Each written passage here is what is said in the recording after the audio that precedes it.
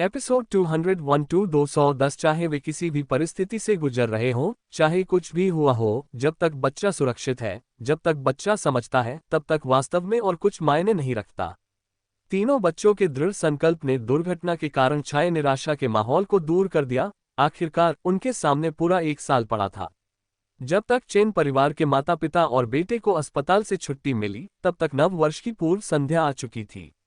तांग genuine ने chain परिवार के घर का शीशा और दरवाजा ठीक कर दिया था। आखिर वह एक बड़ा ही था। उसके लिए यह कोई मुश्किल काम नहीं था, और वैसे भी इसे उसकी अपनी बेटी ने ही तोड़ा था। बेशक किसी ने भी उसे विनाश के लिए दोषी नहीं ठहराया, भले ही उसने सब कुछ नष्ट कर दिया होता, इससे कोई फर्क नहीं पड़ता जब तक कि इससे किसी की जान बच जाती। जब श्रीमती चेन घर लौटी तो वे बहुत परेशान थीं और उन्होंने फैसला किया कि चाहे कितनी भी ठंड पड़ जाए, वे अब कभी चूल्हे का इस्तेमाल नहीं करेगी। इस बार उन्होंने सबक सीख लिया था। पहली बार तो शायद बच जाए, लेकिन दूसरी बार बिल्कुल नहीं। अगर ऐसा दोबारा हुआ तो दूसरा मौका नहीं मिलेगा। इसलिए श्री चेन ने घर पहुंचते ही सबसे पहले चूल्हा तोड़ दिया और फिर कभी उसका इस्तेमाल न करने का फैसला किया। असल में एक बार धोखा खाने के बाद वे दोबारा सावधान हो गए थे। दरअसल तांग युक्सिन कहना चाहती थी कि चूल्हा फेंकने की कोई जरूरत नहीं है। अगर आप उचित वेंटिलेशन रखें और पाइपिंग का ध्यान रखें तो कोई समस्या नहीं होगी। लेकिन उसने चुप रहना ही बेहतर समझा, ताकि चेन परिवार को और ज्यादा परेशानी न हो, जो अब चूल्हे से नफरत करने लगा था। जहां बड़े लोग नए साल की तैयारियों में व्यस्त थे, वहीं तीनों छात्र अपनी पढ़ाई पर ध्यान केंद्रित कर रहे थे। चेन लिडोंग मानो किसी जुनून में डूबा हुआ था, जैसे कोई स्पंज बन गया हो और किताबों की सारी जानकारी सीधे अपने पेट में सोख लेना चाहता हो। उसके मेहनती स्वभाव ने जू मियाओ मियाओ को प्रेरित किया। लड़की होने के बावजूद वह भी उतनी ही जिद्दी और प्रतिस्पर्धी थी। इसलिए दोनों के बीच इस बात की प्रतियोगिता शुरू हो गई कि कौन पहले उठता है और कौन देर से सोता है। उनमें सबसे शांत स्वभाव वाली शायद तांग युक्सिन थी। हालांकि पहले की तुलना में अब वह काफी सक्रिय हो गई थी। फिर भी उसे पढ़ाई का चस्का लग गया था, हालांकि उसकी इच्छा थी कि वह थोड़ी आलसी बनी रह सके। युक्सिन, तुम कुछ ज्यादा गोरी लग रही हो। जू म्याओ म्याओ ने अपना हाथ आगे बढ़ाया और तांग युक्सिन के हाथ के पास रख दिया। हालांकि वे हर दिन साथ बिताती थीं, लेकिन उसने पहले कभी इस बात पर ध्यान नहीं दिया था, जब तक कि एक दिन उसे एक बदलाव नजर नहीं आया। चेन लिडोंग अभी भी समस्याओं को सुलझाने में मग्न था, बाहरी दुनिया की बातों से पूरी तरह बेखबर, बस सिसी के साथ खेलने में समय बिता रहा था। बाकी किसी भी चीज से उसे कोई मतलब नहीं था। जाहिर है दोनों लड़कियां गोरे या काले होने के बारे में जो कुछ भी कह रही थी, उससे उसे कोई लेना देना नहीं था। आखिरकार उसकी त्वचा तो गोरी नहीं हो रही थी, और उसे गोरा होने की जरूरत भी नहीं थी। भला वह सुंदर लड़का क्यों बनना चाहेगा। गर्मियों में मैं फिर से टैन हो जाऊंगी, तांग युक्सिन ने बस इतना ही कहा। जी हाँ, गर्मियों में वह फिर से टैन हो जाएगी, चाहे ऐसा सच में हो या न हो। वह किससे पूछेगी। अगर चेन झोंग अभी भी जीवित होते तो उनके पास जवाब होते, लेकिन अब वे नहीं रहे और तांग युक्सिन को पूछने के लिए बहुत लंबा इंतजार करना पड़ेगा, क्योंकि तांग युक्सिन ने लंबी जिंदगी जीने का फैसला कर लिया है। तो सच्चाई समय के साथ ही सामने आएगी कि क्या वह हमेशा के लिए गोरी रहेगी, या सर्दियों में गोरी और गर्मियों में सांवली होगी। ये तो अगली गर्मियों में ही पता चलेगा। जू मियाओ मियाओ ने भी सहमति में सिर हिलाया और कहा, दरअसल मुझे लगता है कि पहले आप देखने में ज्यादा अच्छे लगते थे। तांग युक्सिन ने हल्की सी मुस्कान बिखेरी। बच्चे, क्या तुम इससे भी ज्यादा ईमानदार हो सकते हो। नए साल के दौरान तीनों परिवारों का एक साथ आना स्वाभाविक था। मुश्किलों का एक साथ सामना करने से उनके परिवारों का रिश्ता और भी मजबूत हो गया था। इस मान्यता को ध्यान में रखते हुए कि संकट के समय मदद करने वाला ही सच्चा दोस्त होता है, क्या यह उनके रिश्ते की परीक्षा लेने के लिए काफी था। अगर इन सब के बाद भी उनका रिश्ता उतना गहरा नहीं हो पाया, तो और क्या चीज उन्हें एक दूसरे के करीब ला सकती है। बेशक नव वर्ष बच्चों के लिए मुख्य भूमिका निभाने का समय था।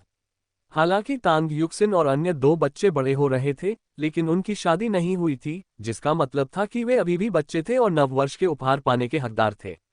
सिसी ने झांग जियानकाओ को एक पैकेज सौंपा। झांग जियानकाओ काफी असमंजस में थी। सिसी उसे क्या दे रही थी। जब उसने उसे खोला तो देखा कि उसमें सब पैसे ही पैसे थे। अलग अलग बड़े नोट, 100, 50 और 10 युआन के नोट।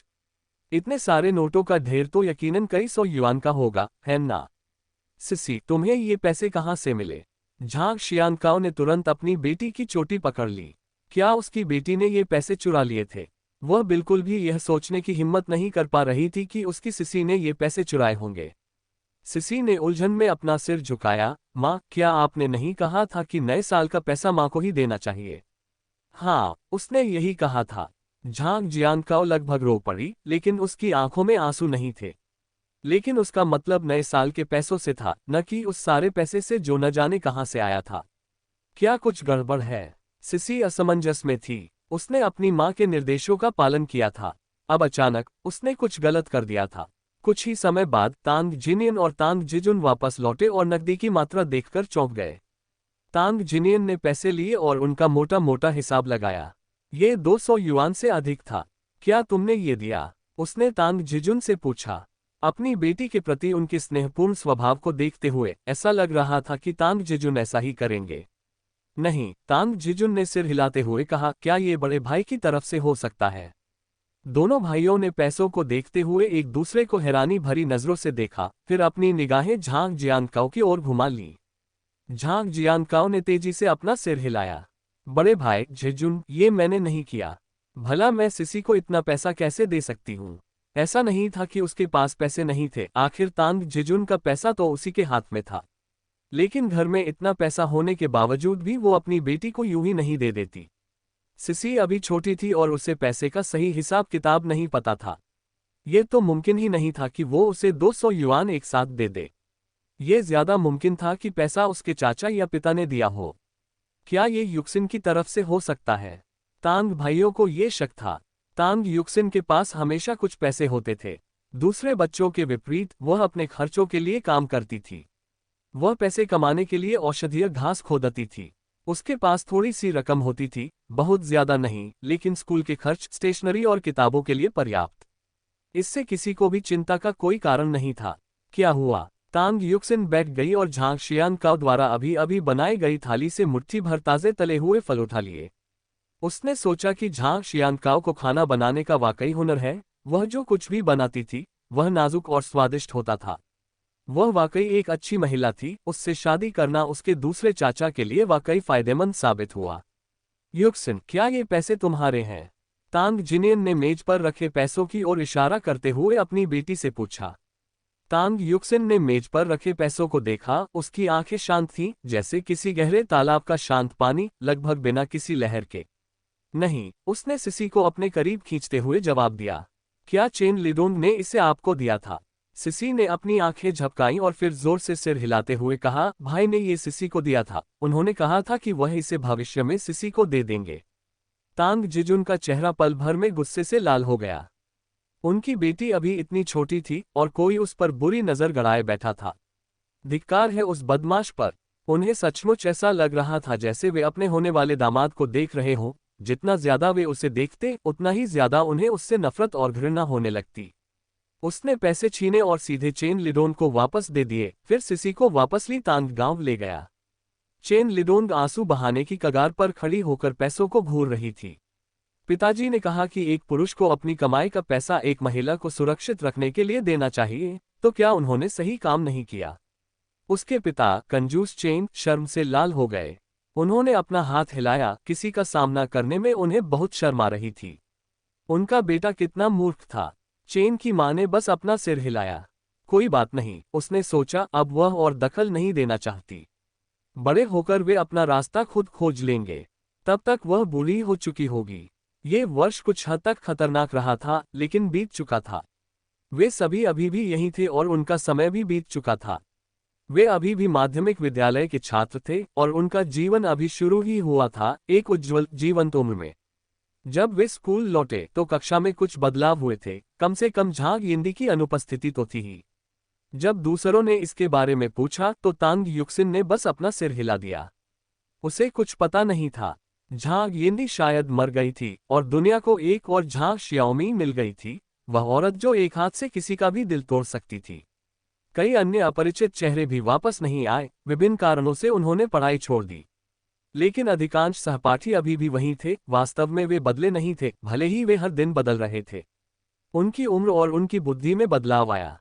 युक्सिन, तुम पहले से ज्यादा गोरी लग रही हो, पास आकर एक और लड़की ने तांग युक्सिन के चेहरे को छूते हुए कहा। सच में, तुम इतनी गोरी कैसे हो गईं? जब तांग युक्सिन जूनियर हाई स्कूल के पहले वर्ष में थी तो वह गांव की कई लड़कियों की तरह एक साधारण लड़की थी, क्योंकि शहर के बच्चों के विपरीत वह बचपन से ही हवा और धूप के संपर्क में रही थी। इसके अलावा ग्रामीण इलाकों के अधिकांश बच्चों के हाथ पैर हमेशा ठंडे रहते थे। इस मामले में तांग युक्सिन की स्थिति थोड़ी बेहतर थी। उसकी उंगलियां कभी जमती नहीं थीं, लेकिन फिर भी वे काली थीं और उसकी त्वचा धूप और हवा के कारण झुलसी हुई थी। लेकिन महज 6 महीने बाद ही हालात बदल गए थे। उसका रंग निखर गया था और उसके चेहरे की बनावट पहले से ज्यादा निखर गई थी। उसके चेहरे की चर्बी गायब हो गई थी और इस साल उसकी ठुड्डी भी पहले से ज्यादा नुकीली हो गई थी।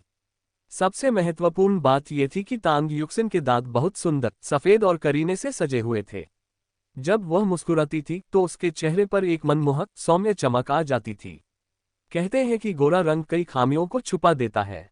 तो क्योंकि उसका रंग गोरा हो गया था, इसलिए वह और भी सुंदर हो गई थी। मैं गर्मियों में फिर से टैनिंग करवाऊंगी। तांग युक्सिन ने बस इतना ही कहा। उसे टैनिंग होगी या नहीं, ये तो समय ही बताएगा। हम्फ। अचानक कहीं से एक ठंडी, तिरस्कारपूर्ण आवाज आई। तांग युक्सिन ने अपना शरीर घुमाकर वेई जियानी की उत्तेजक निगाहों का सामना किया। उसने ताना मारते हुए कहा, सच है, आखिरकार तुम्हारा रंग तो गहरा हो ही जाएगा। तुम्हारे जैसे किसी का गोरा होना भला कैसे संभव है, ये तो एक मजाक है। वेई जियानी ने अपना हाथ आगे बढ़ाया। बचपन से ही उसे पता था कि वह सुंदर है। उसकी उंगलियां लंबी और सुडौल थीं। उसके शिक्षक ने कहा था कि वाद्य यंत्र बजाने के लिए उसके हाथ एकदम सही हैं, यहाँ तक कि इलेक्ट्रॉनिक कीबोर्ड बजाना भी उसके लिए मामूली बात थी। उसे पियानो बजाना चाहिए था, लेकिन उसका परिवार पियानो की पढ़ाई का महंगा खर्च नहीं उठा सकता था। सांग जिलान हमेशा कहती थी कि अगर तांग युक्सिन उसके साथ रहती तो कितना अच्छा होता। इस तरह तांग युक्सिन के पिता से मिलने वाला सारा पैसा उनका हो जाता। उस पैसे से वह पियानो की क्लास ले सकती थी। इस प्रकार तांग युक्सिन के प्रति उसकी नाराजगी बढ़ती गई। उसे किसी के द्वारा उसकी प्रशंसा करना असहनीय लगने लगा। तांग युक्सिन ने अपने लाल होंठ सिकोड़ लिए। वह एक मूर्ख से बहस नहीं करना चाहती थी। चाहे वह अपना रुख बदले या नहीं, ये तो वे बाद में देखेंगे। इसके अलावा तांग युक्सिन ने अपनी किताब के पन्ने पलटे। इस सेमेस्टर में वेई जियानी को उससे फिर से मात खानी ही थी। वह ये देखने के लिए उत्सुक थी कि उसकी फीकी सी दिखने वाली वेई जियानी उसके मुकाबले कैसा प्रदर्शन करेगी। दूसरे सेमेस्टर का कार्यभार पहले सेमेस्टर की तुलना में कहीं अधिक था।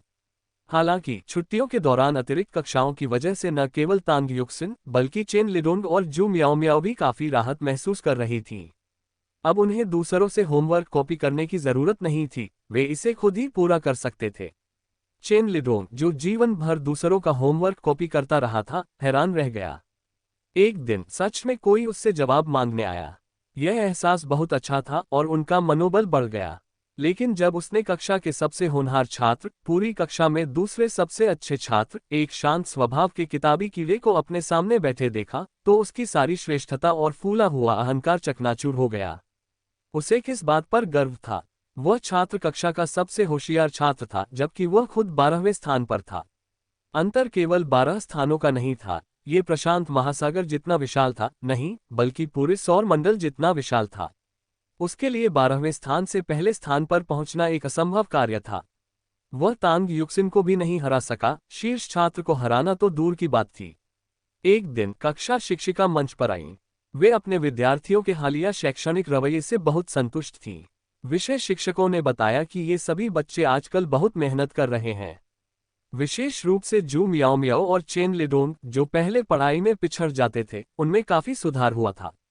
वे अवधारणाओं को जल्दी समझ लेते थे, अपना होमवर्क अच्छे से करते थे और कक्षा में सक्रिय रहते थे। इसलिए कक्षा शिक्षिका को काफी राहत मिली। उसने गला साफ करते हुए कहा, हमारे स्कूल में एक अंग्रेजी प्रतियोगिता आयोजित की जा रही है। स्कूल में चयन के बाद विजेता शहर स्तरीय प्रतियोगिता में भाग लेंगे, फिर प्रांतीय प्रतियोगिता में। ये हमारे स्कूल का नाम रोशन करने का एक शानदार अवसर है। मुझे उम्मीद है कि सभी लोग उत्साहपूर्वक अपना नाम दर्ज कराएंगे। अगर विषय कोई और होता तो उत्साहपूर्वक पंजीकरण कराने वालों की संख्या बहुत अधिक होती। कोशिश करने में कोई हर्ज नहीं था, उन्हें पता चल जाता कि वे सक्षम हैं या नहीं। लेकिन इस बार बात अलग थी, विषय था अंग्रेजी। शिक्षक आपस में गर्मागर्म बहस कर रहे थे, लेकिन तांग युक्सिन को इसकी ज्यादा चिंता नहीं थी। वह तो बस वेई जियानी को परेशान करना चाहती थी। जब भी वे जियानी ईर्ष्या से भरी निगाहों से उसे देखती, तांग युक्सिन को और भी संतुलित महसूस होता। हाँ, बिल्कुल सही। जब वह खुद पीड़ा झेल रही थी, तब वह कुछ लोगों को अपनी मनमानी कैसे करने दे सकती थी। तांग युक्सिन, कोई तुम्हें ढूंढ रहा है। जैसे ही वे जियानी तांग युक्सिन के पास पहुंची, उसने ये वाक्य कहा। वे खेल के मैदान में हैं। आपको जाकर देखना चाहिए, वरना अगर यह मामला सामने आया तो किसी के लिए भी अच्छा नहीं होगा। तांग युक्सिन ने ऊपर देखा, उसकी ठंडी आंखें वे जियानी की संतुष्ट आंखों से मिलीं। ओह, संतुष्टि, जी हाँ, संतुष्टि। लेकिन तांग युक्सिन को सच में नहीं पता था कि वे जियानी किस बात से खुश थी। इसके अलावा कोई उसे ढूंढ रहा था। वह जानना चाहती थी कि वे जियानी ने जिस व्यक्ति का जिक्र किया था, वह कौन था।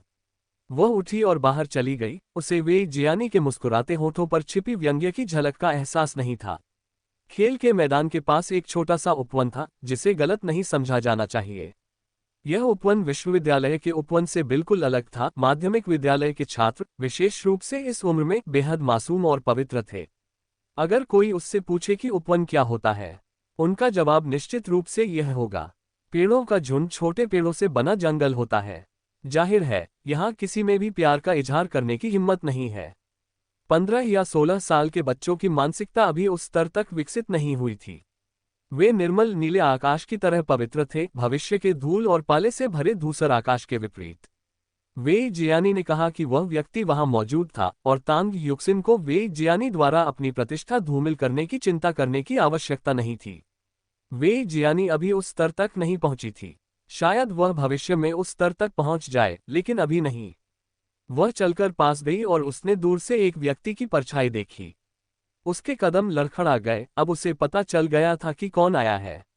वे जियानी ने वाकई हिम्मत दिखाए अपनी मां को यहां लाने की। बेशक तांग युक्सिन ने लंबे समय से इस व्यक्ति को अपनी मां मानने से इनकार कर दिया था। उसकी असली मां का निधन उसके जन्म के समय ही हो गया था। उसका पालन पोषण उसके पिता ने अकेले ही किया था, और इस तथाकथित मां से उसका कोई संबंध नहीं था। इस समय तांग युक्सिन की ओर पीट करके खड़ी महिला अचानक मुड़ गई। अगर यह सांग जिलान नहीं थी तो कौन? तांग जिलान, सांग जिलान, कितने अच्छे नाम हैं, कितना अच्छा भाग्य है। सांग जिलान ने अपने सामने खड़ी तांग युक्सिन को जटिल भावों से देखा। तांग युक्सिन न तो उसकी और न ही तांग जिनियन की तरह दिखती थी। तांग जिनियन ने कहा था कि तांग युक्सिन उसकी दिवंगत मां, यानी उसकी दादी की तरह दिखती है। यही कारण था कि वह तांग परिवार की संतान थी, और यही कारण था कि तांग जिनियन के भाई तांग युक्सिन से इतना प्यार करते थे। चाहे उन्हें अपना सब कुछ कुर्बान करना पड़े, वे इस बच्ची का सही ढंग से पालन पोषण करने के लिए दृढ़ संकल्पित थे। सांग जिलान की नज़र में तांग युक्सिन अब भी पहले जैसी दुबली पतली सांवली लड़की थी, जिसमें कोई खास विशेषता नहीं थी। युक्सिन की तुलना उसकी जियानी से नहीं की जा सकती थी। जियानी बिल्कुल उसी की तरह थी, जिसकी त्वचा एकदम सफ़ेद और चेहरा प्राकृतिक रूप से सुंदर था। युक्सिन का साधारण रूप उसके सामने फीका लगता था। फिर भी वो उसकी अपनी बच्ची थी, और रूप रंग चाहे जैसा भी हो, उसकी ममता उसे प्यार करने के लिए हमेशा तत्पर रहती थी। अफसोस की बात है कि संग जिलान को लंबे समय से याद नहीं था कि उसकी एक बेटी थी जिसका नाम तांग युक्सिन था। बीते वर्षों में उसे कितनी बार उसकी याद आई, ये वह गिन सकती थी।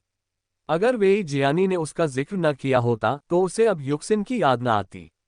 वह अब भी यह भूल जाती थी कि उसकी एक और बेटी थी जिसका नाम तांग युक्सिन था। उसे पता नहीं चला कि यह कब हुआ, लेकिन उसे एहसास हुआ कि वह बूढ़ी हो गई है, जबकि तांग युक्सिन इतनी बड़ी हो गई थी और बदल गई थी कि वह उसे मुश्किल से पहचान पा रही थी। अगर उसके बचपन के जाने पहचाने चेहरे न होते तो शायद वह उस बदसूरत बच्ची को भी न पहचान पाती जिसे उसने जन्म दिया था। अब तांग युक्सिन की त्वचा बेहद गोरी थी, उसके चेहरे की बनावट कोमल और छोटी थी। उसकी ठुड्डी नुकीली थी और आंखें बड़ी थीं। उसके साधारण चेहरे की बनावट अब चमकती हुई प्रतीत हो रही थी, और वह पहले से कहीं अधिक सुंदर लग रही थी। हवा में एक अनोखी खुशबू भी थी। उसमें ऑर्किड और पेयोनी की महक थी, लेकिन साथ ही ठंडक का हल्का सा एहसास भी था, जिससे किसी तरह उसका मूड बेहतर हो गया। सांग जिलान को पता नहीं था कि यह सुगंध कहाँ से आ रही है। ऐसा लग रहा था मानो यह उसके सामने खड़ी युवती से आ रही हो। वो एक जंगली फूल की तरह नहीं, बल्कि रात में खिलने वाले एक चितकबरे फूल की तरह बढ़ रही थी, जिसकी सुंदरता इतनी अद्भुत थी कि कोई भी उसे सीधे देखने की हिम्मत नहीं करता था। तुम मुझसे मिलना चाहते थे?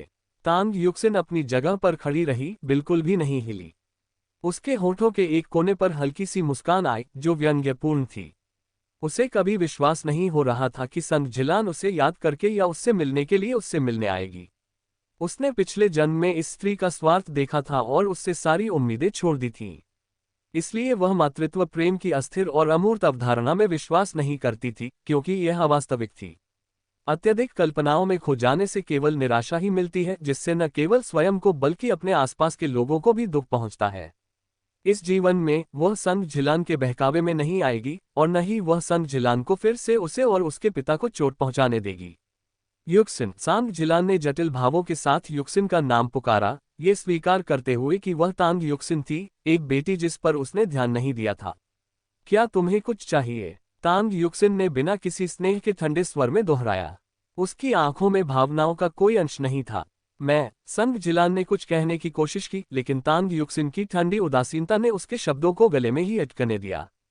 युक्सिन। उसने अपने सूखे फटे होठों को चाटा। मैं चाहता हूं कि आप अंग्रेजी प्रतियोगिता से अपना नाम वापस ले लें। तांग युक्सिन मुस्कुराया। जैसा कि उम्मीद थी, सांग जिलान या वे जियानी से कुछ भी अच्छा नहीं होने वाला था। मैं क्यों? सच में, उसे ऐसा क्यों करना चाहिए? उसे हार क्यों माननी चाहिए? वह पहले ही एक राष्ट्रीय निबंध प्रतियोगिता जीत चुकी थी। एक और प्रतियोगिता जीतने से उसे विश्वविद्यालय में दाखिले के लिए आवेदन करते समय काफी फायदा मिलेगा। वह बिना किसी अच्छे कारण के इतना अच्छा अवसर किसी और को क्यों सौंप देगी? युक्सिन। वो तुम्हारी बहन है। तुमने उसके लिए कभी कुछ नहीं किया। क्या तुम एक प्रतियोगिता जैसी तुच्छ बात के लिए उससे प्रतिस्पर्धा करने जा रही हो? सांग जिलान को थोड़ी शर्म महसूस हुई, लेकिन अपनी छोटी बेटी के बारे में सोचते ही उसने अपना दिल कठोर कर लिया। बहन। तांग युक्सिन ने ठंडे लहजे में उपहास किया। क्या वे जियानी का जन्म आपके द्वारा हुआ था? सांग जिलान अचंभित रह गई और कोई प्रतिक्रिया नहीं दे पाए। वह मुझसे सिर्फ 1.5 साल छोटी है। क्या उस समय आप और मेरे पिता शादीशुदा नहीं थे? तांग युक्सिन ने शांत भाव से कहा। सांग जिलान का चेहरा पीला पड़ गया, वह इसका विरोध करने में असमर्थ थी। अगर वो तुम्हारी बेटी न होती, तांग युक्सिन की आवाज धीमी पड़ गई, और जब सांग जिलान को लगा कि वो आखिरकार चैन की सांस ले सकती है, तभी उसे फिर से अपनी सांस रोकनी पड़ी। अगर वो तुम्हारी बेटी नहीं है तो इससे मुझे क्या लेना देना? उसका बाप मेरा बाप नहीं है, उसने मेरे लिए क्या किया है? मैं उसकी बेटी के लिए यह मौका क्यों छोड़ दूं? तांग युक्सिन ने सांग जिलान को तीखे शब्दों में जवाब दिया। ये सच था, उन्होंने एक दूसरे के लिए कुछ नहीं किया था, तो फिर एक दूसरे के लिए बलिदान क्यों करे? क्या वे इसके हकदार थे? सांग जिलान ने अपने शरीर के पास मुट्ठियां भींच लीं। उसका चेहरा लाल काला पड़ गया था। ये स्पष्ट नहीं था कि वह क्रोधित थी या किसी और बात से। ऐसा लग रहा था कि उसके मन में गहरी नाराजगी पनप रही थी, लेकिन ये स्पष्ट नहीं था कि यह तांग युक्सिन के प्रति थी या तांग जिनियन के प्रति, या शायद इस बाप बेटी की जोड़ी को वह अपने दिल में परिवार नहीं बल्कि दुश्मन मानती थी। तांग युक्सिन, आपको अंग्रेजी प्रतियोगिता से नाम वापस लेना होगा। उसने कड़े शब्दों में आदेश दिया। यदि तुम पीछे नहीं हटते तो तुम्हें इसके परिणाम भुगतने होंगे। परिणाम? तांग युक्सिन वास्तव में जानना चाहती थी कि वे परिणाम क्या होंगे। वे परिवार के बंधन में रहना या वे परिवार की सेवा करना और वे जियानी द्वारा घोड़े की तरह व्यवहार किया जाना।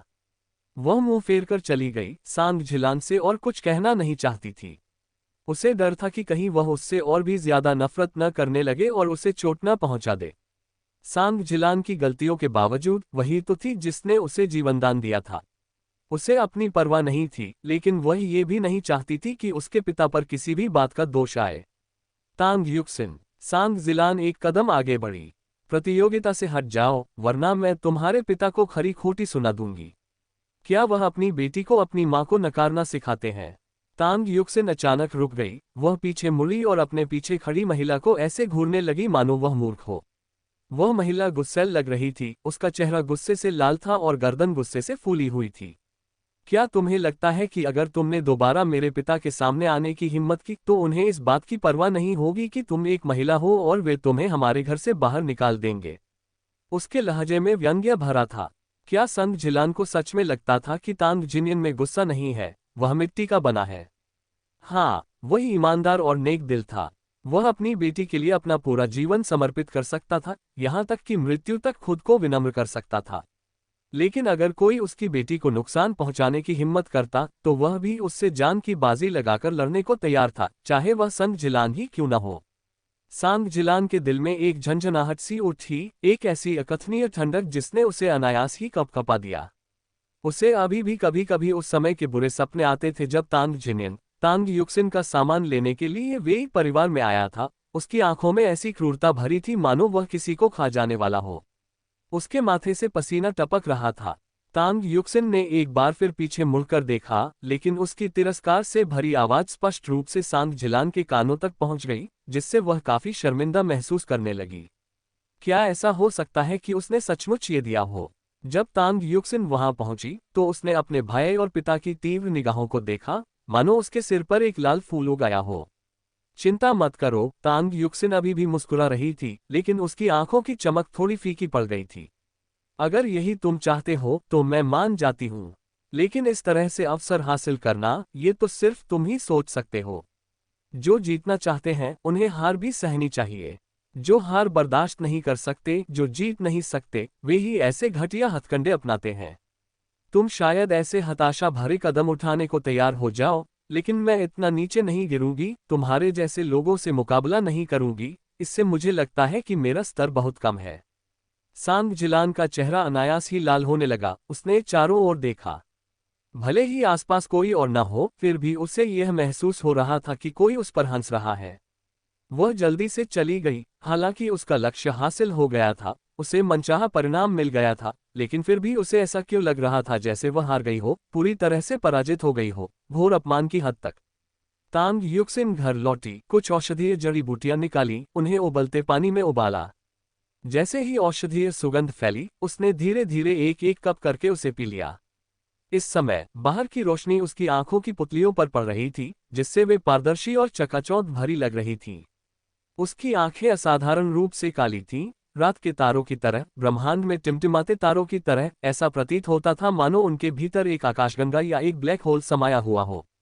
किसी को नहीं पता था कि वह क्या सोच रही थी या आगे क्या करेगी। वह इस दुनिया में एक अनसुलझी हस्ती थी।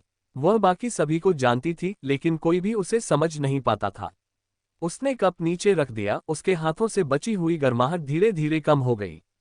माँ, क्या मैंने आपके सारे कर्ज चुका दिए हैं? उस पल वह हंसी, उसकी हंसी में आंसुओं के कुछ अंश थे, ज्यादा नहीं, बस कुछ बूंदें। अपने पिछले जन्म में उसने अपने सारे आंसू बहा दिए थे। इस जन्म में इतना ही काफी होना चाहिए, है ना? कहीं ऐसा तो नहीं कि वे उससे खून और मांस का बदला भी मांग रहे हैं? बाहर से झांग जियानकाओ की आवाज आई, युक्सिन आओ और खाना खाओ। ठीक है। तांग युक्सिन ने अपने आंसू पोंछे, प्याला नीचे रखा और बाहर कदम रखा।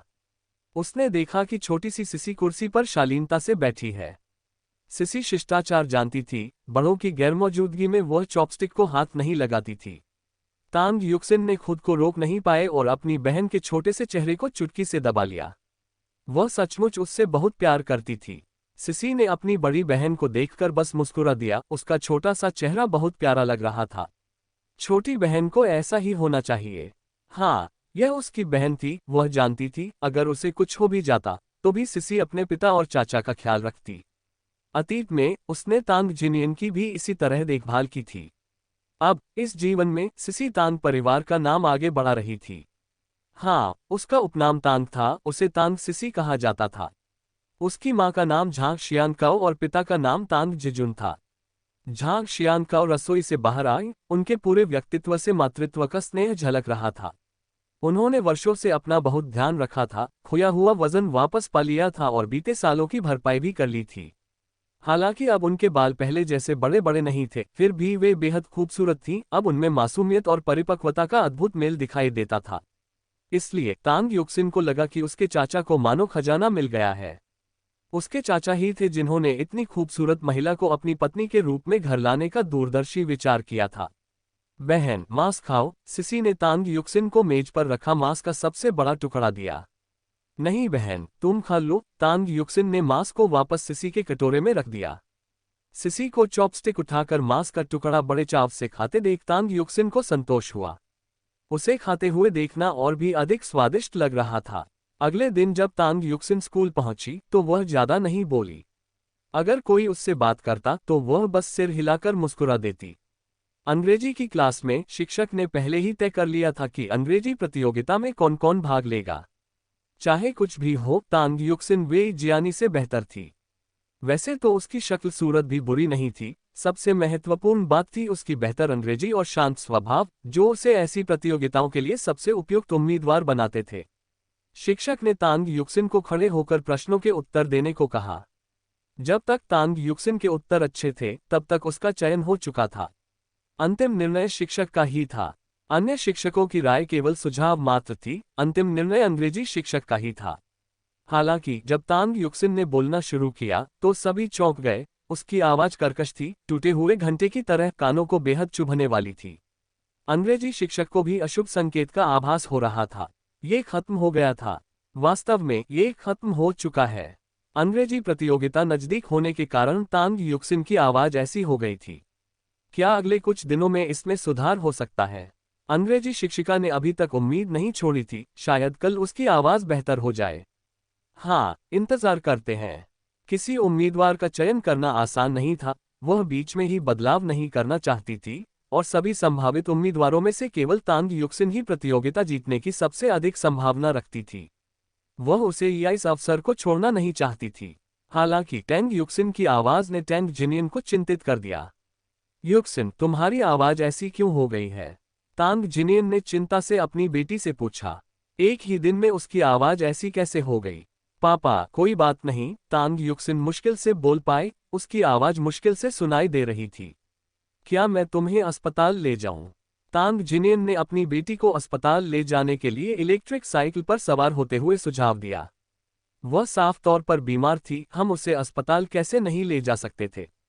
लेकिन तांग युक्सिन ने तांग जिनियन की आस्तीन कसकर पकड़ रखी थी। कुछ देर खांसने के बाद उसकी आवाज थोड़ी थोड़ी निकली। पिताजी, क्या आप भूल गए? मैं भी एक डॉक्टर हूँ। मैं इस छोटी मोटी बीमारी का इलाज कर सकती हूँ, कुछ दिनों में ये ठीक हो जाएगी। क्या सच में ऐसा था? हालांकि तांग युक्सिन ने ऐसा कहा था, फिर भी तांग जिनियन चिंतित था। हालांकि उसका तांग युक्सिन को अस्पताल ले जाने का कोई इरादा नहीं था। दरअसल तांग युक्सिन एक डॉक्टर थी। उसके चिकित्सा कौशल के बारे में शायद कोई और न जानता हो, लेकिन उसका परिवार जानता था। पिछले कुछ वर्षों में जिसे भी सर्दी जुकाम होता था, उसका इलाज युक्सिन ही करती थी, और उसके बाद उसे कुछ हर्बल ड्रिंक्स पिलाई जाती थी। तो उसकी गले की समस्या कोई बड़ी बात नहीं होनी चाहिए, है ना? शाम को तांग युक्सिन ने फिर से अपनी जड़ी बूटी से औषधि बनाई। औषधि का स्वाद अनोखा था, ठंडा और मसालेदार। हालांकि वह इस स्वाद की आदी लग रही थी, और इसे पीते समय उसने पलक भी नहीं झपकाए। इस औषधि के कारण उसकी आवाज कमजोर हो गई थी। अगर शिक्षक उसे चुन लेते तो वह न तो आपत्ति कर सकती थी और न ही मना कर सकती थी। इसलिए उसे शिक्षक को अपना चयन रद्द करने के लिए मजबूर करना पड़ा। उसके चेहरे पर एक भी दाग नहीं था, एक भी नहीं। अगले दिन भी वह नहीं बोली। जब अंग्रेजी शिक्षिका उसके पास आई तो उन्होंने बस उसकी आवाज सुनी, जो पिछले दिन से भी बदतर थी। वह बोल भी नहीं सकती तो प्रतियोगिता में कैसे भाग ले सकती है? इससे जज डर के मारे रो पड़ेंगे। अंग्रेजी शिक्षक के पास होनहार छात्रा तांग युक्सिन को छोड़ने और वेई जियानी को ही चुनने के अलावा कोई विकल्प नहीं था। वेई जियानी का चेहरा आत्मसंतुष्टि से भरा हुआ था। जब वह लोगों को देखती थी तो ऐसा लगता था मानो उसकी निगाहें उसकी नाक पर टिकी हों, मानो उसके नथुने उसके पूरे चेहरे का सबसे बड़ा हिस्सा हों। लेकिन तांग युक्सिन को समझ नहीं आ रहा था कि वेई जियानी खुद से इतनी खुश क्यों थी।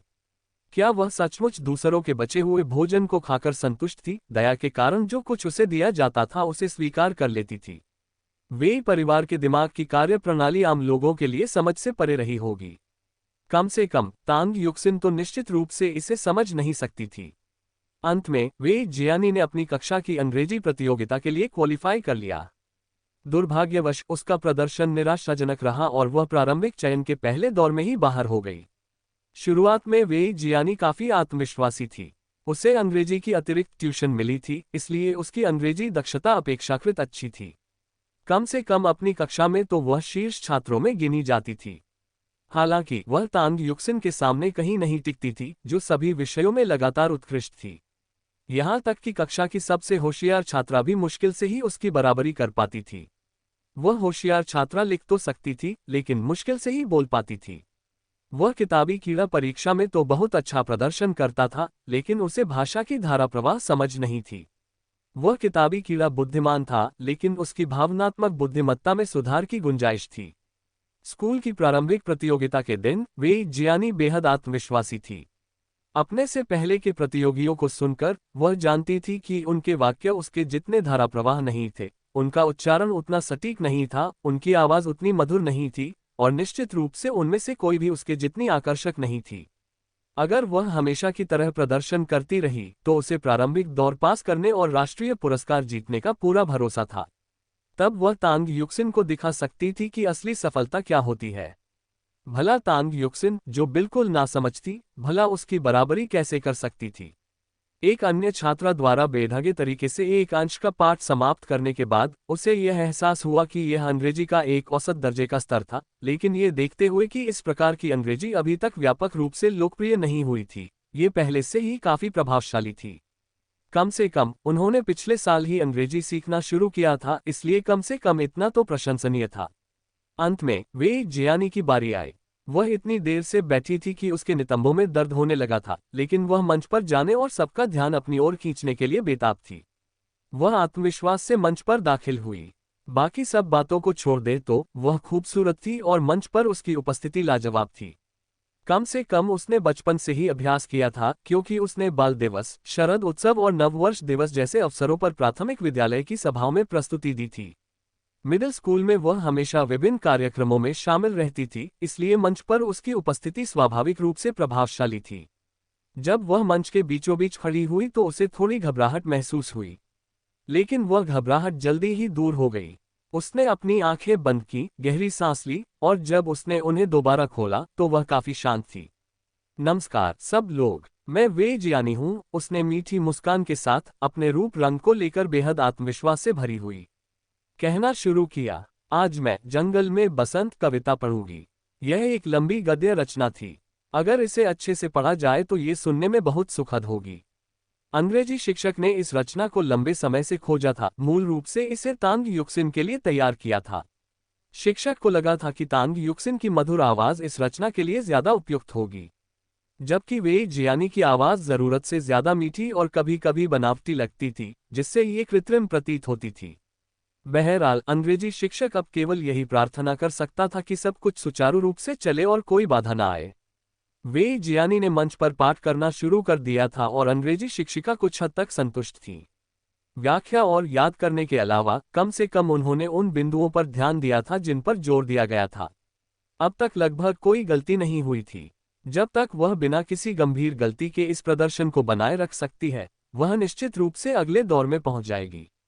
स्कूल प्रबंधन भी बहुत संतुष्ट था और अंग्रेजी शिक्षक तनावमुक्त और खुश नजर आ रहे थे। जैसे ही वे जियानी अपने पाठ के चरम पर पहुंचने वाली थी, अचानक उसने जोरदार डकार ली। उसका चेहरा एकदम पीला पड़ गया, फिर लाल हो गया और फिर से पीला पड़ गया। 5 सेकंड से भी कम समय में उसने चेहरे के भावों में तेजी से बदलाव का एक अद्भुत प्रदर्शन किया। 5 सेकंड में 3 बार चेहरे के भाव बदलना हर किसी के बस की बात नहीं है। वे जियानी ने तुरंत खुद को संभाला और अपना पाठ जारी रखा, लेकिन अभी वह ज्यादा आगे नहीं बढ़ पाई थी कि उससे फिर से डकार आ गई। उसने जल्दी से अपना चेहरा हाथ से ढक लिया, लेकिन डकार रुकी नहीं। उसकी आवाज पूरे स्कूल के मैदान में गूंज उठी। उस समय इतनी खामोशी छाई हुई थी कि पिन गिरने की आवाज भी सुनाई दे सकती थी। डकार, डकार, डकार। कुछ और डकार आने के बाद न केवल शिक्षक बल्कि भाग लेने वाले छात्र भी स्तब्ध रह गए। कमजोर छात्रों ने राहत की सांस ली। शुक्र है कि उनका प्रदर्शन केवल औसत से कम रहा था। वे हमेशा सुधार कर सकते थे, लेकिन वे जियानी ने जो किया था वह बेहद शर्मनाक था। 5वीं कक्षा की अंग्रेजी शिक्षिका ने शर्मिंदगी से अपना चेहरा एक हाथ से ढक लिया। यह एक असहनीय विफलता थी। वे जियानी का चेहरा पीला पड़ गया और वह रोने लगी। अपनी गरिमा खोने के अलावा उसने पूरी कक्षा और शिक्षक की प्रतिष्ठा को भी धूमिल कर दिया था। वे जियानी, तुम्हें क्या हुआ? तुम पहले तो ठीक थे, मैंने तुम्हें अच्छे से सिखाया भी था, तो फिर क्या हुआ? तुमने ये सब कैसे बिगाड़ दिया? वे जियानी ने फिर से डकार ली, उसकी आंखों से आंसू बह रहे थे। वह बोलने की हिम्मत नहीं कर पा रही थी। शिक्षक, डकार लो। मैं, डकार, मैंने नहीं, डकार, डकार। डकार के बीच वह किसी तरह कुछ शब्द बोल पाए। डकार की आवाज तेज बीप जैसी थी, जिससे अंग्रेजी शिक्षक के माथे की नसें चिड़चिड़ाहट से फूल गईं। क्या तुम चुप नहीं रह सकते? अंग्रेजी शिक्षिका ने भौहें चढ़ाईं, उनका हाथ उनकी पीठ के पीछे चला गया। उन्हें डर था कि कहीं वह वेई जियानी के चेहरे पर थप्पड़ मारने से खुद को रोक न पाए। मैं डकार लेता हूँ। वेई जियानी ने फिर से डकार ली और जल्दी से अपना मुंह हाथ से ढक लिया, जबकि उसकी आंखों से आंसू लगातार गिरते रहे। बस करो, बस करो, रोना बंद करो, अंग्रेजी शिक्षिका ने आह भरी। वह और क्या कर सकती थी? न केवल अपनी बल्कि पूरी कक्षा की बेइज्जती हो चुकी थी, और अब भी उसे वेई जियानी को दिलासा देना पड़ रहा था। शिक्षक समझती हैं कि यह जानबूझकर नहीं किया गया था। यह महज एक दुर्घटना थी और मुझे यकीन है कि कोई भी आपको दोष नहीं देगा। ऐसे और मौके मिलेंगे, है ना? प्राथमिक विद्यालय से ही वेई जियानी एक होशियार छात्रा थी। वह पढ़ाई में उत्कृष्ट थी, आकर्षक थी और अपने शानदार इलेक्ट्रॉनिक कीबोर्ड कौशल के लिए जानी जाती थी। हर कोई उसे पसंद करता था और उसकी प्रशंसा चाहता था। लेकिन अब उसने खुद को मूर्ख साबित कर दिया था। भला वह स्कूल में अपने सहपाठियों का सामना कैसे करेगी? उसने अपना चेहरा ढक लिया। वह कक्षा में वापस नहीं जाना चाहती थी, जब तक कि स्कूल की घंटी दोबारा नहीं बजी। उसने अपने आंसू पोंछे और अनिच्छा से कक्षा में लौट आए। दिलचस्प बात यह थी कि जैसे ही उसने कक्षा में कदम रखा, उसकी हिचकी रुक गई। यह अजीब था, बिल्कुल सामान्य। सिर झुकाए वह अंदर आए और अपनी मेज पर बैठ गई। उसने अपनी किताबें भी नहीं निकाली। दूसरों के उपहास और मजाक के डर से उसने सिर उठाने की हिम्मत नहीं की। वहां बैठे बैठे उसे और भी ज्यादा रोने का मन कर रहा था। मैंने सुना है कि अंग्रेजी प्रतियोगिता के दौरान उसने खुद को शर्मिंदा किया। जू म्याओ म्याओ को शायद ये बात कहीं से पता थी। वह हमेशा आश्चर्यजनक रूप से अच्छी जानकारी रखती थी। शर्मिंदगी से तुम्हारा क्या मतलब है?